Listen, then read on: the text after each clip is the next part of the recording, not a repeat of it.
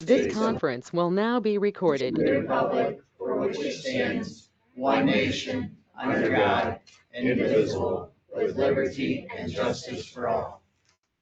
I want to welcome everyone. Got a house full, so I'm glad to see you.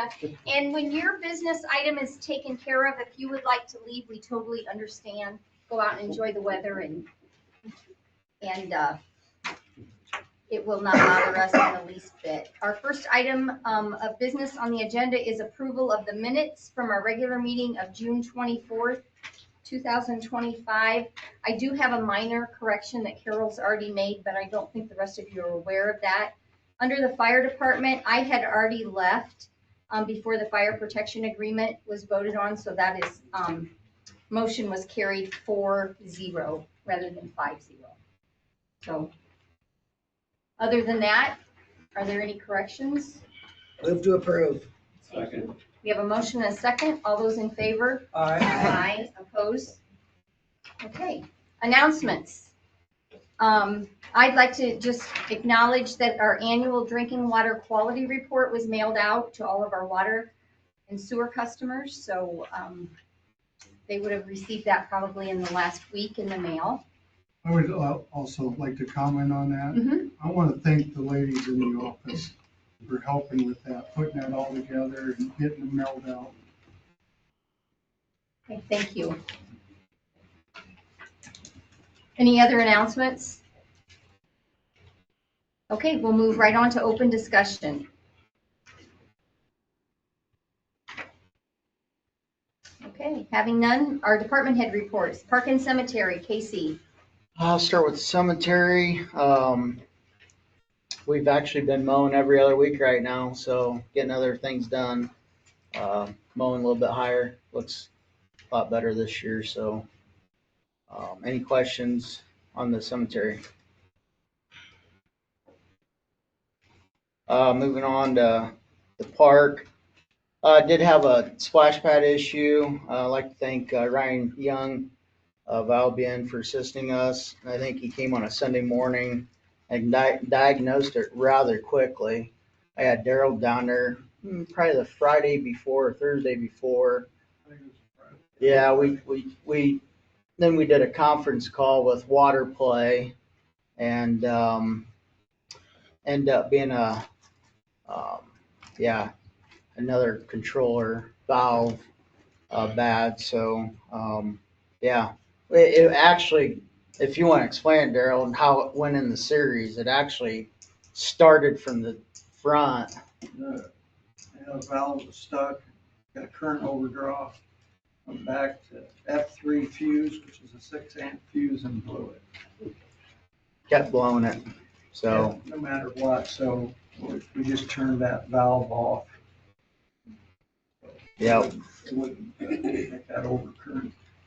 But anyways, still, we're working right now, working on future fixes.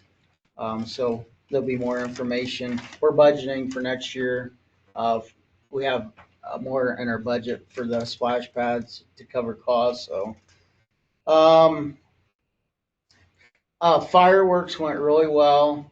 We had a lot of vendors this year. A few more than, not that I wanted, but talking with other vendors, I think next year we're going to try to set some rules and try to figure some things out, because, I mean, a lot of them did very well. Very well. There was a lot of people. I mean, the church closes at 7, they're done with food, and man, and it was hot out, and the drinks went very well, and yeah, so we'll work on that next year. For next year, I know Grace is putting something together with the CVB for next year's celebration. So I'll try to get to some of the meetings, and yeah. But anyways, updated donation list. We will probably be close to what we spent this year in donations of $9,000. So it went very well. So That's what the total show cost was, 9,000. Yes, yeah, right now we're right around 8,100, and then some of the vendors are bringing in some money. I know Kona said that they've got a couple checks close to $400, so, I probably will come in, first of the year. I am gonna talk to our vendor about, the fireworks tariffs and cost. I know that they did a really good job. I know it was a little light this year, but the grand finale was amazing. But with the celebration next year, I'm gonna probably ask at some point to maybe up at 1,000 or 1,500 for next year. I know, but you have almost 18,000 in the fund. Mhm. What's that? There's $18,000 in the fund, Yep. and your budget is, 9,000. right, so you have enough money to fund 2 fireworks. Yep. But yeah, I'm gonna ask for permission. I mean, is that what are you saying, Chris? No or yes?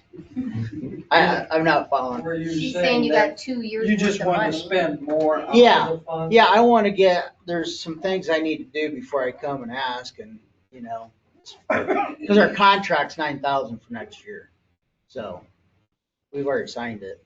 I mean, I want to talk to him, and there's some things that I want to work out. So, Do you still have a fireworks committee? we haven't had one for. So is the park board taking a more active approach, or you're just taking? I had a lady yesterday said that she would love to help, and so yeah, I just been doing it. I'm not saying it's the same every year, but it's challenging. We had a few hiccups, but we worked it out. And with the vendors, there's as Steve knows that we had a little problem, which we fixed, and we need to probably set some parameters for that for the vendors. And I had to work with the health department. They're all certified. They were all checked out. So that's just part of it. Moving forward, that's gonna happen. So yeah.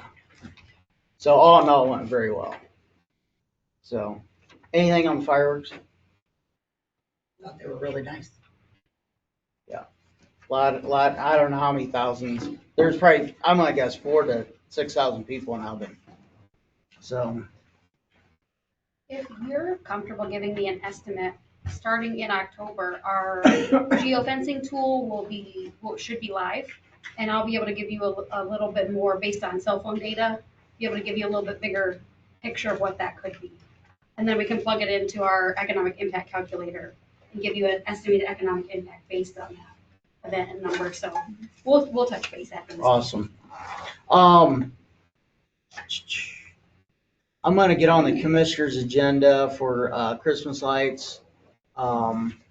They so we haven't done the strands off the courthouse for a couple years now. I want to. I've talked to Gary about getting on the agenda, and they're very receptive about still doing it. So, but I want to make sure they put a lot of new stuff in there. So I want to make sure we're still good. So, and then next year for the budget for Christmas lights, there's going to be a significant amount for new lights because they're pushing 20, 25 years old. Which Christmas light? The strands or the pole lights. Sorry, a lot of the pole lights. I think there's 35 of them. So yeah. We haven't even been doing that for 25 years. Oh yeah. I've been You here. uptown, you be the street, the big tall lights. The ones that are on the light The poles. big ones. Yeah, I've been here 26 years. Yeah. I've been doing it. I thought you meant the small light poles. Yeah, no, them are new. Yeah, them are pretty much all new. So, other than that, yeah, if you got questions, there's a lot on there. So,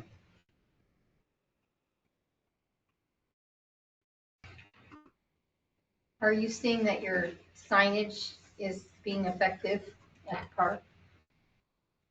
As far as the dogs swimming, what? A little bit of everything. Vehicles not driving where or driving where they're not supposed to be and all that kind of stuff.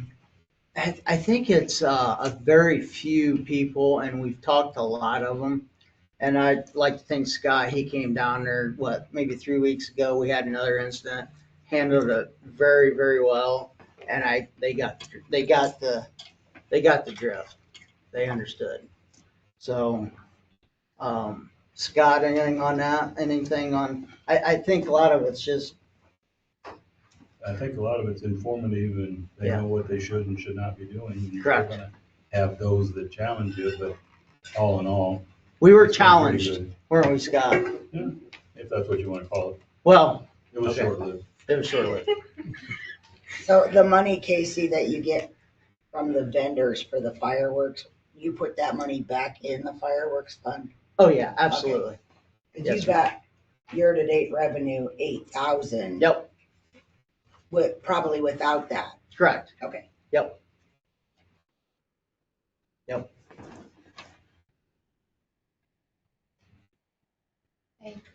Is that it, Casey? Yes. Anybody have any questions for me? There's a lot more, but it's gonna be a long meeting, so Okay, thank you, Casey. thank you.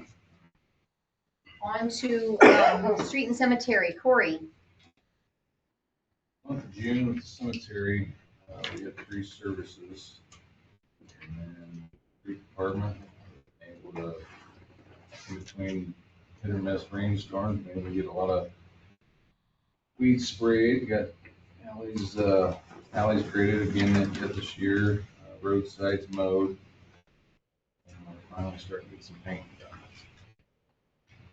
I don't have anything else other than the VS quote.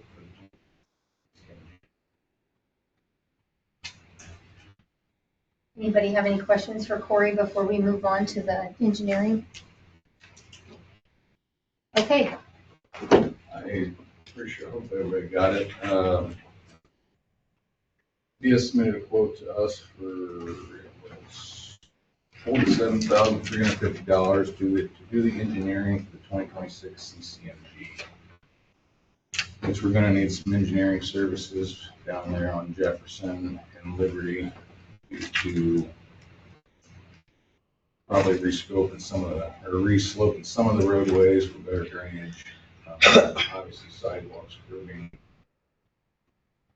It's a little more than what we can really do in the house. I would recommend go with VS if that's what you choose to do so. Just point of clarification, if I may, the VS is the engineering firm that we've used this for, this is, I'm saying, last year's CCMG, and we were pleased with their performance, which kind of led to this next step to involve them from the get-go. And they are obviously our on-call engineer.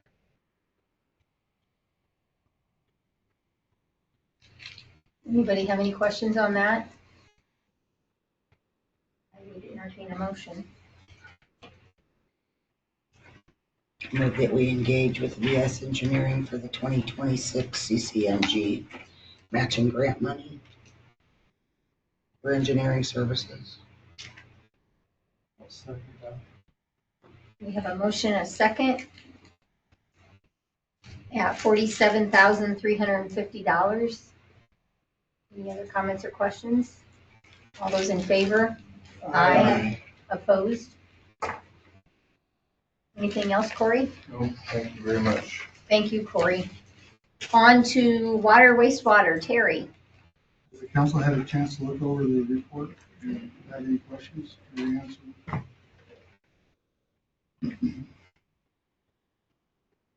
Right now, we're working with Dixon Engineering on the North Water Tower to get the specs down. The Public Works meeting, I brought up some questions to them, and I think we agreed to do the exact same color and the Alvin logo as the south tower. And then right now, at the wastewater plant, I think it's been 18 years, we had info on the flex rate. It went down on us over the weekend, and haven't figured out the problem, what the issue is. I do know we lost power, and I made contact with the manufacturer, and we'll try to figure it out. For a later date, I don't know what it's gonna cost to get it back online. I didn't realize from 18 years ago, have to crawl down in the pit and clean the bar screen, how terrible that is. That's about all I got. Okay. Anybody have any questions for Terry? No? Okay, thank you very much, Terry. On to old business. Couple things for the council. We did have a Public Works Committee meeting yesterday. Couple of things that we did discuss. Terry alluded to the Dixon water tower, the north water tower. I think the one thing that he did leave out was that in doing so, making it look like the south tower, we're going to be getting rid of the Central Noble Cougar Paw, is that right, on the south side of the water tower. Reason in doing so is you can't see it anymore. Because of the tree growth. So if you guys get asked why we're doing it, it's because you can't see it. You used to be able to see it from the library, from the school, from 150 East. Terry said that now you can really only see it from old nursing home. What is it? Rehab, The rehab. Hickory rehab. Yeah. So that's kind of the reason that we went that route with the water tower, make them look the same. Also, we had a talk about Acres Land Trust. We had asked for a 5-year time period to take care of the grass area in the village of White Oaks. Then it would go to the towns. Casey and the park had volunteered to take care of it. They countered with a 10-year counter offer. We talked about it and went back with a 7-year. So our intent is, if they accept, we will take care of the grassy area. Casey's team will go ahead and mow it, and then after that 7-year period, it would become part of the town. We talked about Frontier Communications. They are boring in town for fiber. It was more an FYI. Steve said that they have a meeting Wednesday, July 16th at 11 a.m. To do a presentation. I cautioned him based on our shenanigans, fiascos with LakeTel, when they start putting all those boxes in people's front yards, to try to make Frontier stick to the easements that are already defined for utilities. We also talked about the fire station door. We got a damage estimate from LCI. Chris, what was the? 17,000. I had It was about 18,000. 18,000 and some change it came in at. That's because it's a Butler building and there's not very many Butler reps out there, but LCI is one of them. Plus you have to buy, was it 500 square feet of the metal? It equated to 15 panels, which we don't need. Right. So we have to buy a minimum of panels, but the panels will remain in our custody after this is over, in case anything ever happens in the future to another panel. Heaven forbid. Okay, we'll act on that later down on the agenda. Okay.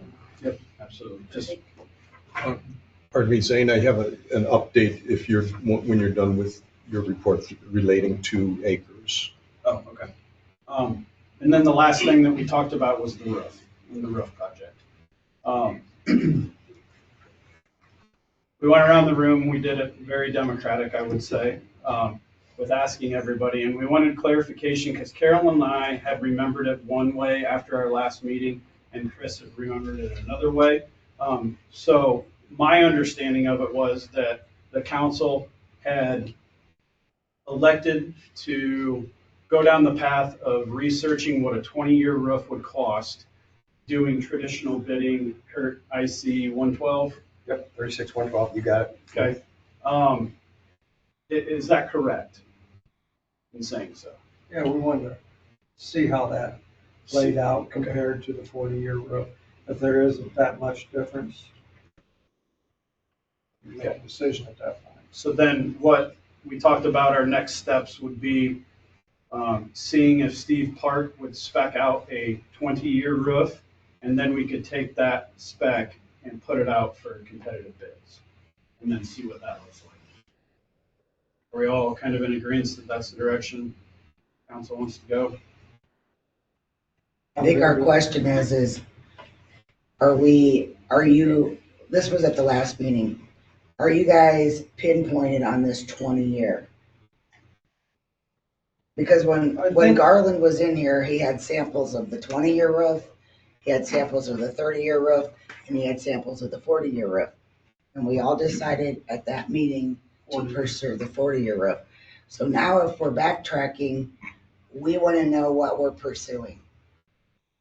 And just to be clear, when we went around and everybody in the Public Works Committee meeting voiced their opinion, I would say, on the roof, the 20-year roof was the majority in that meeting. That meeting was attended by Chris and myself, Steve, Corey, Terry, Scott, Casey was there, and Carol was there. I believe we're pursuing the 20-year just strictly for cost reasons. Okay. So can you take care of that, Steve, then? Yes. In contacting Steve Park and Vector in that direction. Will do. Thank you. And that's all I had.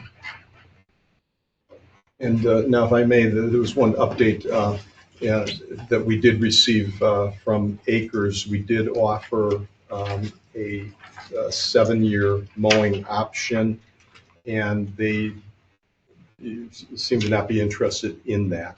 So they're gonna proceed acquiring the land with kind of an understanding, down the road, they would entertain, if in fact we, want to do a swap or not swap, a land transfer at some point in the future. But apparently, the even 7 years, they're saying they want to get to know the property. I kind of made a point to say, well, you've owned the other adjacent wetland that's larger than this piece, and you would think 7 years should be enough.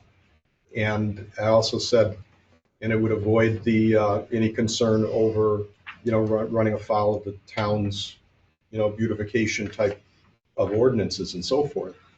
But they don't seem to be interested in this kind of a deal right now. So as far as we know, the guy didn't spell it out in his email. As far as I know, they don't want us to mow it. Well, correct. That's the corollary, that it's not ours anymore. And so, but I did point out, and I hope it was correct, but that we have access to our lift station regardless, whatever the legalities are. If there's ever an issue, we got to get into that lift station. We're going to do it under emergency provision, if nothing else. Acres was under the impression that we had to have ownership of the area around the lift station for legal access. Okay, they were confused. So this mowing agreement, they thought that we had to have that parcel around our lift station. Well, they were going to give us the parcel around the lift station, the pizza pie parcel. But then they wanted us to mow the whole green area along. Right, but they're not ever going to give us that. Right. Right. So we're getting a lift station. It's already No, there. I think that's out of the picture. I think it was the quid pro quo was, I use the wrong term, quid pro quo. This for that. Okay, thank you. That they were offering the land under the lift station and beyond up to the storm pipe that's under the ground there, shaped a triangular piece of land. Rather significant piece of land. It was probably about at least 25, maybe 30% of the entire site. But they wanted us to mow the remainder. But that was the deal. So I think we just let's let it ride. They want to acquire it from Keith Leatherman, who, his generosity was such, and to do that. And eventually they seemed amenable to, if the town wanted to do a park and do it somehow in partnership with them to a certain degree, where it would be compatible with their wetland, it would be kind of a unique thing. They even suggested, yeah, you could even do, maybe a boardwalk or this or that. So, and I just read some community did that recently, but so there's lots of ideas down the road, but for now, the real estate aspect of the transaction is going to occur without this pre-deal that we were hoping for. Are we gonna continue to mow around it? Like just the We don't station? have to, but we don't have to, but for So how who long mo- we don't who have mows to, all we'll this see. now, Zane? Who mows all this past that barn? We mow the lift station. Right, but who mows the rest? Who mows all this? Usually Keith, I've mowed it a few times when it's gotten long. My thing would be that it probably wouldn't be mowed anymore once that transaction takes place. Like, they were only asking us to mow this hashed section right here. No, all of it. They wanted us to mow the entire thing, Chris, all the way to the Okay. north. So I guess we need to ask them, are they gonna mow it? Well, we'll find out. We're if they don't and the weeds get so high, we would hope it wouldn't result in something adversarial, but we would have to be calling them to say, you have to maintain this property. I prefer to ask them In advance. in advance, Me just too. like I would prefer that we kindly call the school and tell them exactly why the cougar paw will not be going back on there, rather than have thoughts that, Well, the school didn't have nothing to do with it. I know, but we got a lot of turmoil going on in the town, and it just gives people something to be upset. I just think that that would be a kind gesture to make that phone call 2009, and the say, town flooded that bill. yeah, but I get that, but it's just a good communication tool to keep peace. That's a good idea, and I'll I contact them mean, on that basis. I don't want them to run rampant with ideas about why we didn't put that back on there. Right, and I don't wanna wait to see if they mow it. Let's Exactly. just tell them that, what is it, 8 inches, Scott? It can't be any higher than 8 inches. 8 inches it is, Okay, and if it's gonna be above that, we need contact information. Communication. right, but let's communicate with them and tell them the grass can't be any higher than 8 inches. I'll let them know that. Thank you. Unless they want us to mow it. See, they were under the impression that we had to have the property for our lift station. That's not the case. So Steve, you're gonna take care of both of those situations? I will, just yes, with a and friendly I'll little- keep you Okay. back in the loop of anything I find out. I have one question on old business, and we don't need to have a lot of conversation, but I'm just curious if you've had any more responses to the Orange Street property building. Well, funny, I anticipated that question. We didn't rehearse this. Maybe it's. No, we didn't. Maybe it's Have you had because- any at all? Well, I mean, I have, but, and I'll tell you what it is, but yeah, in that I anticipated that, it kind of harkens to the fact that I guess I have the gift for mind reading. I don't know if maybe some of you have heard this, but for Daryl's benefit, maybe he doesn't know, I should have revealed it when I was hired, the skill that I have. And I think I got it from my old college girlfriend, Claire, who was an Olympic hopeful in swimming. She was able to swim on her back and at the same time tell the future. And that's why we called her clairvoyant. So Is that one of those older jokes? I've only got a handful and I got to recycle them until you tell me to stop. So anyways, Vicky, You're going with that. I was going there, yeah. so yeah, as a matter of fact, no, we haven't had any specific proposals come in. As you recall, we sent out the RFP proposal on June 16 for the old B Noble building, the 110 South Orange prior municipal building, asking for ideas. What would you like to do with this? And we sent it out there. And the soft deadline that we have is Friday, August 22nd, that people give us their ideas so that we can bring it to the council of August 26th for the first discussion of here's what's come in, here's what some of the ideas are. But as of now, nothing has come in hand. I do know I had an initial contact with the gentleman that, as part of the surveys, had responded that, hey, I'd like to buy it, maybe do something with it for either his business or whatnot. So I did contact him, and he seemed interested, but he has not made an appointment yet to see the building. Then there was, through Lori Gagan, she had arranged an inspection with Landmarks. Is that called Landmarks Commission? Indiana Landmark. Indiana Landmarks. And she was under the impression that they would likely follow up, so with a proposal or maybe even two, I don't know. So we'll see. So all of that is maybe out there. And then the third one is the possibility of Josh Rosenegel inquired, and he looked at the building. And so he's thinking of a possible idea, and would, if he's interested, he'll propose. So that's all that we has shown interest so far that I know of. And it's an August 22nd deadline, you said. August 22, yes, soft deadline, because it was, Kurt advised us we could really, it's an informal process, whatever comes in, we can respond to it. Anyone else have any old business? Okay, we'll move on to new business. First item on the agenda is Grace Caswell, who is the CEO of Visit Noble County. She's giving us an annual update, and Darcy Fish is along with her. Darcy is representing the town of Albion. So once again, Darcy, thank you for doing that. And Grace, you can take it from here. Awesome. Well, I'll try to keep it short and sweet like my stature at 4'10". Don't strike that from the record. I always lie about my height. I always say I'm about 5 foot. That's not true. I'm 4'10" with maybe a little generous shoe. I tried to give you guys just a quick overview of 2024 and some goals that we have for 2025, as well as our annual report looking back at 2024. So that spiral bound publication has a lot of detail, a lot of context that I think would be really significant.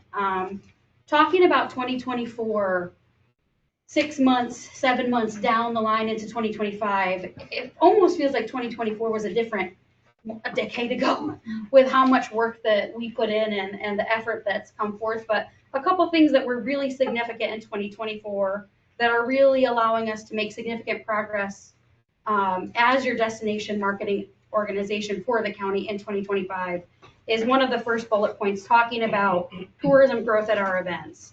So one of the great partnerships that we have with our fairs and festivals, some of them are ticketed, and they give us information about how many people attend their event, especially those over 18 or 16, if that age group is ticketed. Or they give us an estimate of what their attendance is if it's an unticketed event. Well, based on the feedback that we got from several of our partners, many of them listed there, we were able to plug them into something called an economic impact calculator.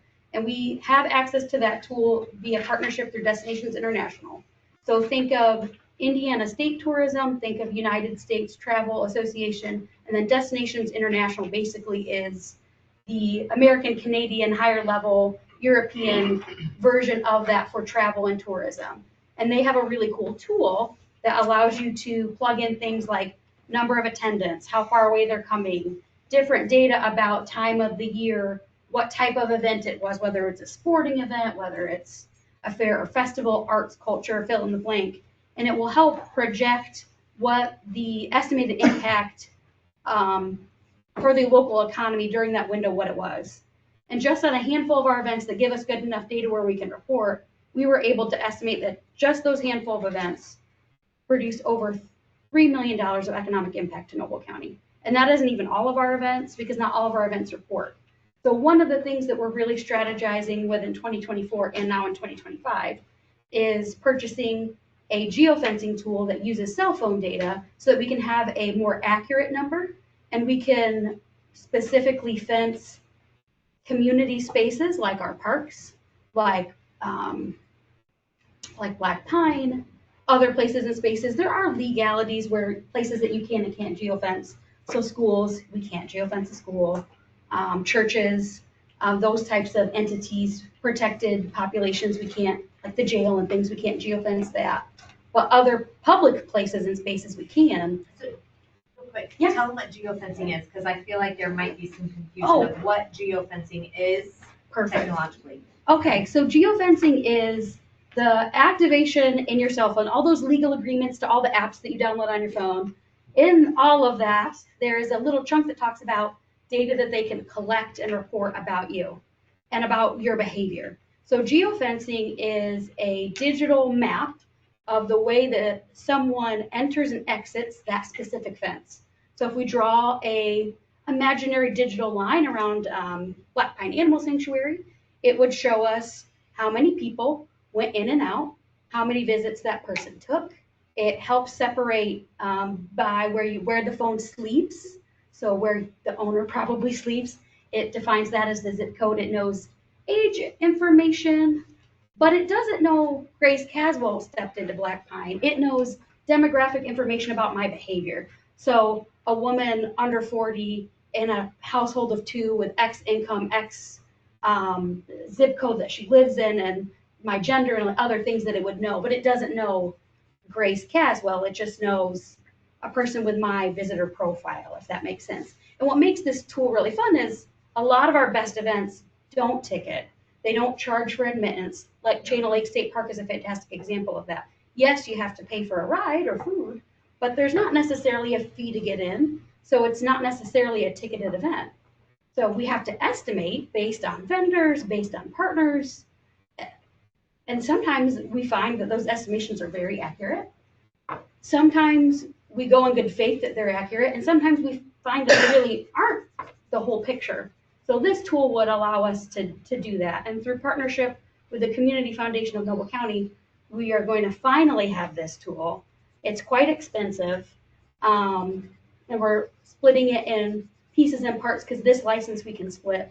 There's other tools that are similar that don't allow you to share the license with another entity. This one's more affordable, and this tool, they actually collect the data themselves. They don't purchase it from another data collector. So if there were to be something unusual in the data, if it were to say, I don't know, 500 people went into 110 West Main over a 30-minute period, we'd be able to say, nope, that's not possible. There aren't 500 seats. But from another data broker, if that were to be an error that would be found, we wouldn't be able to fix it. Whereas with this tool, because they own the data, they own the algorithm, it's compiled by them. When we partner with them, if there were to be a really unusual data point that we'd say, that can't be factual, we could partner with them and it would get caught and corrected right away. And this tool helps us estimate economic impact because it also estimates visitor spending. So you can also separate a visitor, so someone who lives between 30 and 50 miles away, a commuter, so maybe someone who is employed in Noble County but doesn't live there and is coming in and out of destination on a regular basis, and a resident. So what makes that really interesting for economic development is it allows us to look at all 3 of those profiles. So it shows us visitor behavior, it shows us that commuter behavior, and why that's important, especially for the Visitors Bureau, is we want to capture those commuters and turn them into residents. And when we know more about their behavior, we can help kind of meet that gap in housing. The same with visitation. We might be able to identify a new market that we've not marketed in as well or invested as much time or energy as we can. Also, since it's giving us a little bit of behavior about where they were before they were in destination and where they went after, we might be able to create better marketing packages. We could also, for lack of a better term, do an internal SWOT and say, well, what's missing? What do they have to leave the county to experience that they have to do before or after they're in destination because for whatever reason we don't offer it? So being able to call that out and being able to say, did you know that 50% of visitors who come to Noble County leave Noble County for XYZ service because we don't have it, or we don't have it readily available, or only offer it seasonally, fill in the blank there. We're going to be able to make more strategic decisions as a destination. And so for me, serving with the best knowledge possible is what I want to do. I, again, strike this from the record, but I actually think public service is pretty sexy. It's really fun if you're willing to do the work and serve your community with that mindset. And so that's one of the big initiatives that we've got in 2025, but we also have our beautiful banners are almost ready. They're going to be going up soon. We just had that announcement, and Matt was able to cover that in the paper for us. They're going to be in almost every community this year. So Albion, Rome City, Kendallville and Ligonier, we'll get them first. Next year will be Cromwell and Avila, just because of timing and getting them up and all of that. So they'll be uniform throughout the county. So that whether you're in Ligonier or Albion or Rome City, the visitor and the resident knows that they're in Noble County and feels a pride in what that means and what that looks like. We also had several people submit for banner proposals or banner designs that were lovely but weren't ultimately selected. We spoke to a couple of those artists and got them to submit t-shirt designs, and we just picked those up. I was supposed to be picking them up today, but Andy at ABC Embroidery got them to us last week. So there's also going to be brand new t-shirts from the Visitors Bureau that represent Noble County. One of them is all about birding in Noble County, and one of them is all about paddling and kayaking and experiencing the 117 lakes that are here. And so those are going to be going on sale soon. There's lots of little initiatives that we're working on. I tried to give you kind of an overview in my little report, for lack of a better term, but I do want to let you guys ask any questions that you could possibly think of, and then big picture thinking. Casey did point out we have a robust group of America 250 enthusiasts in Noble County, and I was appointed chair at one of our last meetings for that celebration, and Albion is of course included, all of Noble County is included, and we would love to give you an update maybe in January or maybe December about what that looks like. We meet quarterly in 2025, and we meet monthly in 2026. It's not every day that your country turns 250 years old, and I think this is a really good opportunity to partner and leverage what makes our community so special and have a really big celebration. Other members are, the vice chair is Adam Dunlap from Avila, so he's the vice chair. Lori Gagan of Albion and Julia Tipton of Kendallville are co-secretaries. And then Rhonda Steinbarger of Rome City is functioning as our treasurer. But we do have meetings quarterly, and we meet in the Noble County Public Library Albion location in the Cole Room. And so if anybody wants information about that or would like a formal presentation from that group, maybe at the beginning of next year, let us know, and we'll accommodate that as best we can. It's going to be a 15-day celebration leading up to America's birthday. So it's going to be a really big party. Yeah, I would like you to keep us in mind for a presentation of some kind. Oh, absolutely. And if there's a way that we can be of any service or help with anything that needs provided, let us know. Oh, absolutely. Our goal right now for the committee is the same day as the fireworks to have a block party in Albion leading up to fireworks and the celebration, and then hopefully get some extra funds. So a good example of you saying, hey, the celebration might cost more because of that. We're fundraising so that we can have a chunk of funds to support things that are a part of America's birthday. Of course, fireworks are kind of a natural, comes to mind. Concerts, food trucks, fire trucks, the whole kit and caboodle, parades usually come to mind with those types of celebrations. And we have a fund at the Community Foundation. It's a temporary fund. So if you or anyone you know would like to donate for the America 250 celebration in Noble County, please reach out to us or to the Community Foundation to make that donation. And we are going to be publicly thanking donors, whether they're a big corporation or an individual person. They're going to be thanked.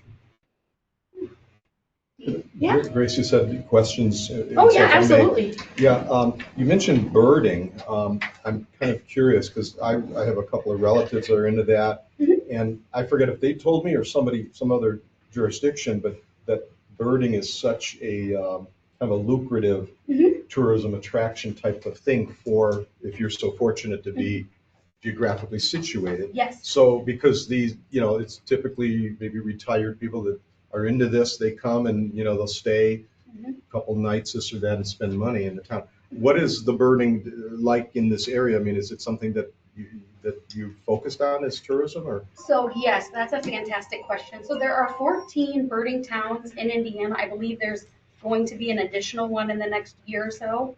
And Noble County is home to 3 of them. So Albion, Rome City, and Kendallville are all bird towns. Shelby County is the first county that I know of in Indiana that got that distinction countywide. And that is a goal that I have for 2027. After America 250, we can start that. But there is a very avid group of bird enthusiasts. There's a fancy name for that, Steve. I don't know what it is. It's very scientific. I don't know what it is, but I know that that group exists. And they typically stay at Kimmel House Inn every year for about 2 weeks. And they go from everywhere to Mary Lee to the state park to Gene Stratton Porter to you name it. And they stay at Kimmel House Inn in Kimmel, specifically to bird in Noble County. And to your point, it is quite lucrative because of the niche aspect of it. When you have a niche hobby like that, there's always a financial component. And I think that's something that Casey and I talked a lot about when, was that 2 years ago, we helped fund some birding experiences in the Parks Department. And it looks absolutely beautiful. Yeah, the Martin House. The Martin houses, thank you. I knew there was a name for those houses. So we have in the past funded things through the Bureau, but there's other avenues of support as well. It's just getting the marketing and messaging around that. Anything and everything nature is what we try to really help the greater Northeast Indiana and the greater Midwest region understand that Noble County really is unique in so many ways when it comes to our natural assets. So that's the bulk of our marketing. So thank you for your question. That's a question. Is the county increasing their innkeeper's tax according to the new statute? So there's an availability through the state. So let me think. LaGrange just passed theirs. So the fun thing about innkeeper's tax collection is because we're under uniform. So we have that uniform code for collection, and uniform is currently capped at 5%. What LaGrange County did is they decided to go outside of uniform, create special legislation at Indianapolis, and then activate it locally with their county council. If Noble wanted to increase beyond 5%, which is what we currently collect, we would have to create special legislation because under uniform, 5 is as high as we can go. And so in the future, if state policymakers were to update uniform to a higher percentage, that would be something. Noble County is under uniform at 5%. I will say none of the counties around us only collect 5%. Kosciuszko collects 7 or 8. LaGrange collects more. Steuben collects 5. DeKalb collects more. Allen collects more. Sometimes 8, 9%. Elkhart just increased theirs last year. Brown County just increased theirs. Switzerland County just increased theirs. But to go outside of uniform, you have to have that special legislation at the state level and activate it locally. Just because it gets updated at the state level, your local entity still has to create an ordinance to do that. We're under uniform. I think our county council is very informed and educated and understands innkeeper's tax for the most part, but I can always offer additional education.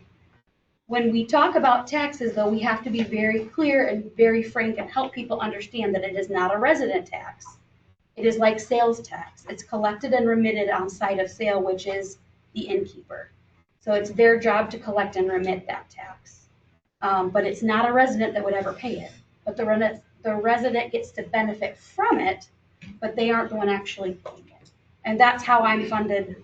70-ish% of my funding is coming from that county innkeeper's tax. The commission at the government level, the tourism commission, pays the nonprofit, which is who hired me.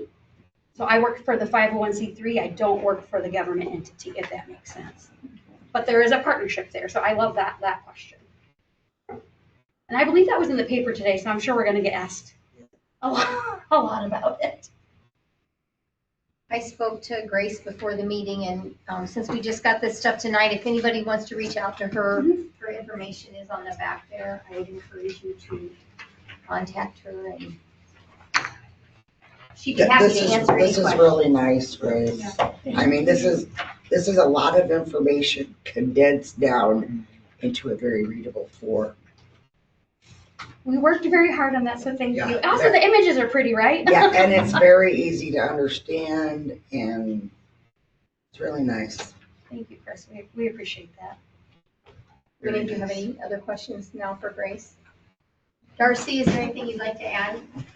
Just on that geofencing, One of the perks of the geofencing is, you know, they collect that demographic and then say, I'm traveling from Kendallville to Albion, and it knows that I love coffee. It's gonna pop up on Facebook, Foxton, if they have a Facebook page, Yeah. and then if there's a code or if there's a coupon. So anything within that local community that we can kind of set the parameters around for Albion, it's going to push their business more to your social media based on your preferences. So if I'm at Pokagon and I'm traveling towards Noble County, Channel Lakes is gonna pop up because I was just there and knows that I like the state park, so now it's going to push me more towards the Noble County. Is that why when I'm looking at something on Amazon and then I go to my Facebook I was page? listening the whole Yes. time, Chris. It was studying your behavior. Yeah. It wasn't actually listening to you, but yes. Because I think that's totally uncanny. That's just what. But that's kind of how the tool, yeah, that's that's kind of how how it the works. tool would be working. I was like, how did they know I was just looking at that on Amazon? Yeah, there's limiting factors on that with people's settings, so location services. Absolutely, absolutely. So like some people don't have those apps on their phones. Some people opt in to not allow that information to be shared, especially iPhone users. It's a little bit more challenging to get their demographic information. We also can't gain any information about a minor. So anyone 16 and under, we can't. There's no possibility of learning anything about their behavior. We can learn about their parents' behavior though. And arguably that's who matters because they're the ones spending money. Sorry, children are wonderful, but they don't spend the money the way their parents do. And for visitation and local economy work, we need to know what is the purse string doing. I know that sounds cheesy and silly, but it's how we can best increase our ability to bring outside money into the county and hopefully keep it here. And the more you look at behavior, hopefully the more you see that trend of, okay, this community in Lake County, we'll just throw that out there, is constantly coming into Noble. They represent X number of our percentage of visitors. Maybe we need to look on average what their average visit is. And if it's, I don't know, 12 times a year, maybe we need to be messaging to that resident population that they could move here and live here all year round. So the possibilities are kind of endless once you have knowledge that you can actually use and is digestible. So it's something we've been excited about and been pursuing. I think even before Darcy was on the board, it can be cost prohibitive. So partnering with the Community Foundation of Noble County to reduce that cost is just a win-win for everybody. And then they get to have access to it too, and pull reports and learn more about the population that they're serving here locally. When do you hope to have that online? We signed contracts in September. It should be active hopefully in October. And I can get you a really beautiful press release out at some point about that. I feel like every month I'm giving Matt something. But You like hearing the good stuff. and I try to focus on what is positive because negative isn't always helpful, but what's positive unites us, and I'm all about unity. So that's the goal. That's the goal at least. Grace, would nonprofit organizations be able to then commission you to help with the data as well? So, Yes. for example, with trails, if they're trying to look for a grant opportunity, sometimes it's hard to quantify how many people are using that, but you might Exactly. be able to set up a geofence around that and help them, and they could somehow work with you or the Community Foundation to do that. Yeah, so that's part of when we talked about and launched our strategic plan and announced big pieces of it in 2023 and 2024. That's specifically why we hired a second person in our office. One, because you don't need to see and hear me all the time. Second, we need someone whose specialty is data. So our data director and operations director, that would be kind of her piece of the pie that she would be able to offer. So one of the things that she'd be doing even more than she is now is diving deeper into that data and being able to pull reports. It will take time. Ideally we'll offer them for free or very low cost. It just depends on the length of the report and kind of the work that would need to be done. But that would be the goal, especially organizations like Black Pine or the Ligonier Marshmallow Festival or the Apple Festival. Noble Trails would be a good example of a partner. And probably some of our small businesses too. I like to think that Sylvan Sellers has a good idea about who's coming to their event center, but we might be able to give them additional context. or have the time and energy and staff dedicated to actually do more than just look at credit card transactions to estimate where someone's actually coming from? Yeah, that's a fantastic question. Okay, thank you very much, Grace. We Thank look you. forward to hearing from you at the beginning of the year Yes. about the 250 celebration. Yes. So thank you, and thank you, Darcy. All right. We will move on to our next item, our special event application for the Village of White Oaks Block Party. Ashley, thank you for your patience, and your children are being wonderful. Thank you. Sorry, You let me go first. Oh, so this is our 6th annual block party. We're planning on July 26th at 5 o'clock. And our theme this year is Mardi Gras. So obviously family friendly. I think the food is going to be the main highlight this year. We're doing a seafood boil and have a lot of good ideas. I have someone making beignets and a king cake, and we want to have a little parade through the neighborhood. And so kiddos can have their bikes, their golf carts, or ATVs or whatever, and we just parade around.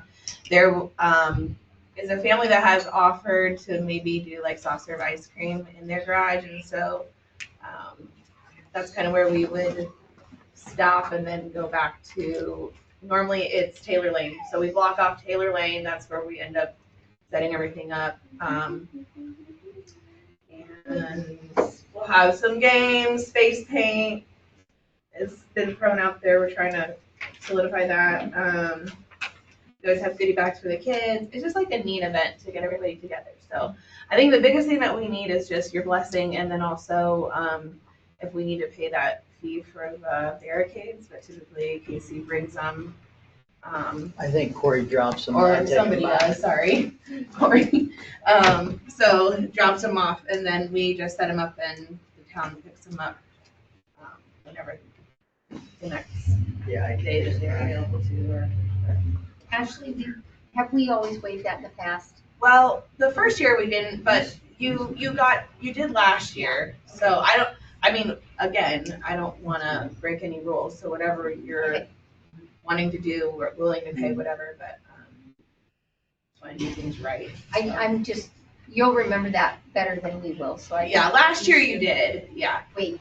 The first couple years we did, or the first year that I don't think there was anything, and then you guys put something in place, and we did pay something 1 or 2 years, and then last year you did waive it.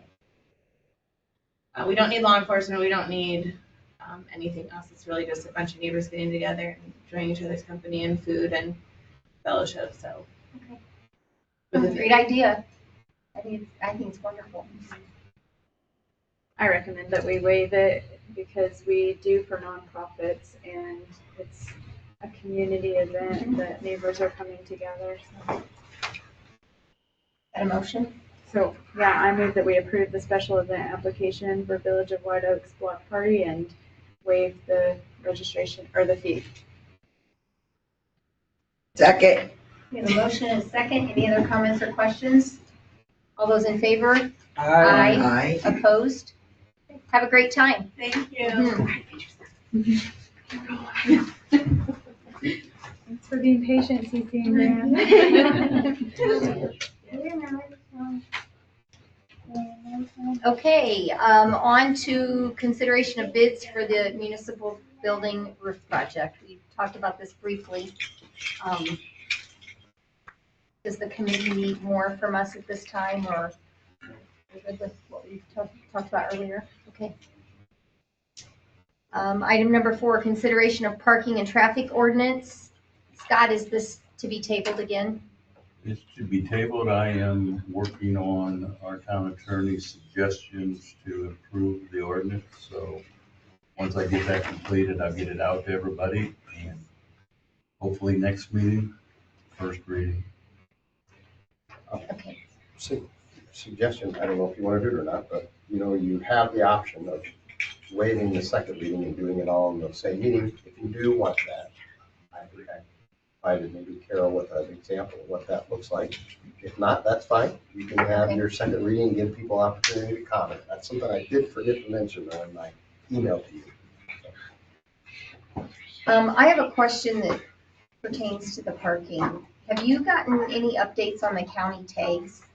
There's the tags on there. The last I had was, the proofs that, of what they were gonna use. That's all I've seen. I I had haven't it- seen anything else at this point. I had a business owner just tell me this week that, oh gosh, this is only Tuesday, so it must have been yesterday, that, they were maybe going to use them.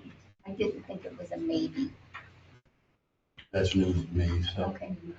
I don't know. We're with the understanding so that we can Well, we- enforce parking. We were with the understanding that they are going to be using some kind of vehicle tag, correct? Yeah, what I was told, it's a static windshield type of sticker that you can see through. It's clear, but it's got the wording printed on it, so.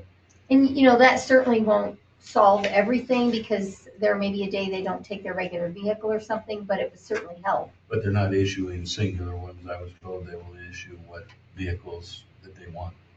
If they've got 2 vehicles in the family, they'll get 2 Oh, okay. stickers. So that's news to me, why that would be said, but maybe I can check. Okay. I just wanted to make sure that everyone else, because I was with the understanding that that was part of the agreement. so Yeah, to when I speak, saw that the we proof had. on the screen, that kind of meant that was good to go. So that's what we're, That's what I'm planning on. but- yeah, okay. All right. Anything else under parking and traffic? All right, we will move on to consideration of liability, workman's comp, A&S fire and police, and cyber insurance. Thank you, Jared, for making it. So, yeah, thanks for putting me on the agenda and appreciate the opportunity to talk a little bit about this year's insurance. You guys had the block party, you had tourism, and then follow up with. Now we get to the good stuff. All right. So this year, we went out to bid on the package, on the commercial package. The workers' compensation, the accident and sickness for fire and police, and the cyber kind of locked in, not literally locked into those, but IPEP does a great job with work comp, so we just let that thing roll. We did reach out to Selective, Travelers, Liberty Mutual, and then of course our HCCs are renewal or is our expiring. Travelers and Liberty, if you look at the notes from the last couple of years, they really, until we get to that $100,000 in premium, not that we want to get you all there, they're not real competitive in the town market. They're more along the counties and, larger cities. So they said, yeah, we can bid on it, but we're going to be well over your expiring. Selective came in just over 80,000 on their indication. They did not give me a formal quote, but they did. I do have, underwriting confirmation that once they started digging into it, they said, unless you see a significant rate increase with HCC, we're not going to really be there. So the reason we're kind of apologize for, taking this up to the end, I was really waiting to see if what Selective would come in and do. Right now, the HCC renewal, which is for your commercial package, that's going to be general liability, law enforcement, public officials for you all, property, commercial auto, umbrella, inland marine, which is your equipment. I missed another coverage. That's the bulk of it. You're looking at about a 5% rate increase. In our industry right now, that's being flat, especially when we consider the inflation guard that they built into the property. So we were pretty happy with that 5% rate increase. Not that we want to see a rate increase, but overall, annualized, it's pretty close to being flat. Workers' compensation, you'll notice, did go down considerably. Majority of that is your experience modification, and I won't get into the weeds, but that's your what they call your E-mod specific to the town. So that's really claims in, dollars in versus, premium in versus dollars out. The Indiana Compensation Rating Bureau sets that, and I believe you're at 0.83, if I have to, and then put down to 0.81. I will preface that with, and your payroll actually went up. So overall, we saw a rate decrease. I'll follow that up with next year, if I get the opportunity to continue with you all, your experience modification will go up next year because of the way things fall. It's a 3-year, or it's a 1-year lag. They go 3-year average, and the year that's coming off, I think, was 3% your loss ratio, and you're going to go to 11%. So we will see an increase on your EMOD, regardless of, unless something crazy happens and claim that claim year really decreases. But it's 3 years ago, so probably those claims are probably pretty well closed out. But really, that experience modification, you're going to have that, whether we go with IPEP or Travelers or Liberty, it just follows you along the line. The accident and sickness for the police and fire, that would be for your volunteers, your police reserves and your volunteer firefighters. That did go, I think the police went down a little bit, fire stayed flat. And then you have your cyber policy, which is, it stayed relatively flat considering the market right now. Cyber is still one of those hot topics, especially, years ago, smaller municipalities weren't getting hit, but now they're looked at as easier target. However, Scott has this thing locked down, so he right, not on wood. So no, Scott's done a really good job, and your team's done a really good job. So I think the pricing is pretty competitive there. Overall, we see a rate decrease. Like I said, majority of that rate with the proper or the commercial package is your property, and then there's a whole reinsurance thing. I don't need to get in the weeds on that. We're just seeing a little bit of an increase there. Jared, if I could interject. Sure. Based on the summary that you came up with, and we had talked about, there's 5 policies that Jared just went through that comprise the town's overall Correct. liability package. And all said and done, some went up, some went down. The net is that the overall premium went down. Correct. $3,600 and change. So, and majority of that is the work comp, which is, it's a good, in your work comp, your experience modification being a 0.83 or 0.81, what that means is they're giving you a 19% decrease. So it's, the town, even at that 11% loss ratio that's coming on next year, 11% is great. It's just going to go. Because basically, in a nutshell, that's what we're using in claims or whatever. Right. Correct. We've had quite a bit of discussion in the last couple of years over the cyber liability. Are we in a good place with, because I think we increased that at some point. Are you guys comfortable with the coverage that we have for that? We have $1 million limit. So, is that where we are? That's where we're okay. At. Yeah. Well, then that should be good. And that's pretty standard. The problem is, if somebody gets hit really, really hard, it could be, it could be ungodly. I don't see the huge, based on the conversations that Scott and I've had, we've had over the years, you don't have as big of an exposure as, say, I do in our business. We have, tens of thousands of social security numbers, date of births, and so we have a bigger exposure, because if something happens, you have multiple layers of that cyber. You have the liability, which is going to be, okay, you get hit and then somebody sues you because their information was stolen and they can't get a house or whatever it is. You have the data response, which is you're required by law, and you've probably seen it in the news, whether it's Hobby Lobby or, Equifax or whoever, you're required to notify all the potential individuals and possibly pick up some type of monitoring. So whether that be, LifeLock or whatever it may be. There's also now cyber extortion was one of the things that we never could get coverage for years. Cyber extortion is they hack into your system. You really don't have that exposure, but we've had, clients that they hack in their system, they grab their data or they shut down something and they say, pay us $50,000 or we'll, either erase everything, whether it's, patents or whatever, or they'll release the data. So there's that extortion side. The biggest part of the cyber is we want to make sure we have you with a good company, which I feel we do, is that they assign a claims adjuster and then they assign forensics. Because I'll tell you, I sell cyber, but you get into that side of it, the tech side of it, that's not my wheelhouse. So they give you that team to basically, here's what you need to do, X, Y, Z. We need to shut this down. We need to, and then if they deem that it's worth the 50,000, I use 50,000 because that's like the average that a lot of the criminals ask for in this situation. It seems like they deem that they should pay the ransom, basically that extortion, they'll pay it, and that's part of it. You have a deductible. I'd have to look at the deductible. It's either 2,500 or $5,000. So that first, the first 2,500.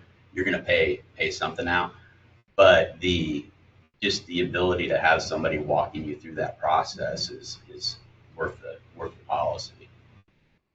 Unless Scott wants to do it. I don't know. But no, like I said, I tell you what, that every time when we went through everything a couple years ago, and even through, you all are doing a very good job with just everything, your limiting your exposure and just the firewalls you have in place, and the companies are happy with where you're at right now. Anybody have any questions? I move that we accept the Black and Rammer insurance renewal proposal. It's automatic. It's an automatic renewal. Overall reduction, $3,602. We'll take that. Yep. My homeowners and my vehicle went up like 40, and I shopped around and only got it down to 20. No, trust me. Yeah, the properties where. Yeah, I was having sticker shock. Yeah, the properties where the industry-wide we're having issues with property coverage, just with natural disasters. And I never had an accident or a claim ever. Chris, was that a motion? Yes, it was, man. We have a motion and a second. All those in favor? Aye. Opposed? Okay, thank you very much, Jared. Thank you. Appreciate you making the effort to get here. No problem. Thank you. Thanks for coming. Okay, on to the insurance claim for damage to the fire station building. We had a little bit of discussion about that earlier. Are we ready to, or do we need to act on that, or that's just an FYI? Well, I think it was just FYI that Yeah, Bob brought it up to is what the we have to committee. Yeah. So is that topic done? I think we're just waiting on the adjuster to give us the go-ahead. That's it. The adjuster's been here and has all the information. We're just. Yeah, they're going to determine if the estimate on the part of LCI Leatherman Construction Incorporated is acceptable. If it is, then we ride in the wind with just our deductible as our cost. If they say no, we think it ought to be done for $20,000 less, then the impression that I got from the insurance company is that they would typically work with the contractor to kind of accept that as the remediate that would be the amount. So that's what we're waiting to see. Regardless, I suppose, I mean, I guess we'll deal with it when we come to that bridge. Whatever amount it is, the thing's got to be fixed, and they're the game in town that has to do it. So, we'll be between a rock and a hard place at that point if, in fact, the contractor doesn't accept the insurance company's remediated amount, whatever you call that. Okay. But we'll keep you posted, I suppose, once everything's finalized. And then our understanding is that if the contractor and the insurance are okay with the same number, we're just going to authorize it then at that point. Go ahead. It's an insurance covered thing and our cost is already known, would be the deductible. All right, thank you. We will move on to approval of cemetery deed. We are conveying to Kenneth Krantz and Deborah Krantz, lot number 108 in section N, graves 1, 2, 3, and 4. Make a motion, we approve the cemetery deed. Second. We have a motion, a second. All those in favor? Aye. Opposed? Okay. Anything else? Steve, anything else? I have nothing else. Thank you, Vicki.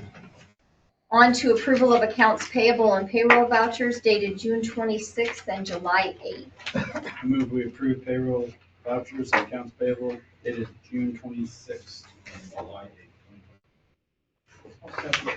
We have a motion, a second. All those in favor? Aye. Opposed? Okay. Move we adjourn. Second. All those in favor? Aye.